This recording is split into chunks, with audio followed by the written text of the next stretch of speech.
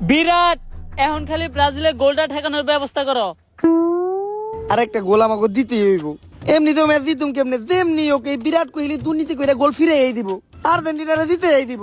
ঠিকই কইছে নেইমার, এই ঝামেলার মূলে হইলে বিরাট কোহলি যেমনি ও করে ঠেকাইতে হইব।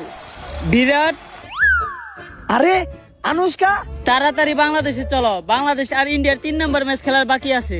না আমি আর বাংলাদেশে খেলতে যাবো না। প্রথম 2 ম্যাচে সাকিব আর মেহেদী মিরাজ মিলা যে ভরা পড়ছে, এখনো ব্যথা যায় নাই।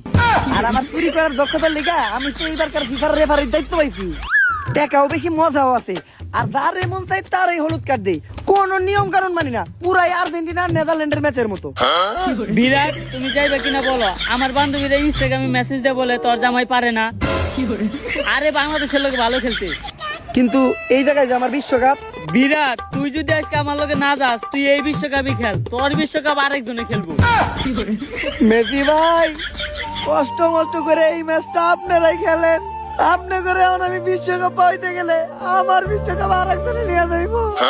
কিন্তু মেসি ভাই ভুলবেন না, রক্তে আর্জেন্টিনা।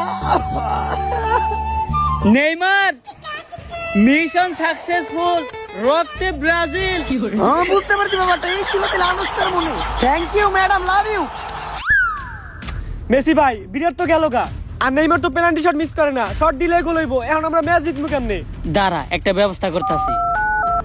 হ্যালো কোচ স্যার, বিরাট আনুষ্কা ম্যাডাম নিয়ে গেছে। এখন আর এই খেলায় কেউ চুরি করতে পারবো না। আমি যে গোলটা দিয়ে দিলেই ব্রাজিল দিতে যাইব।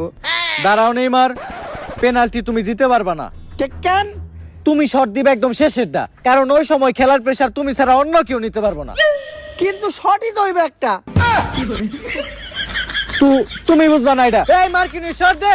বুঝলাম না, তুই থেকে নেইমারে দিয়ে শট দিতে দিল না।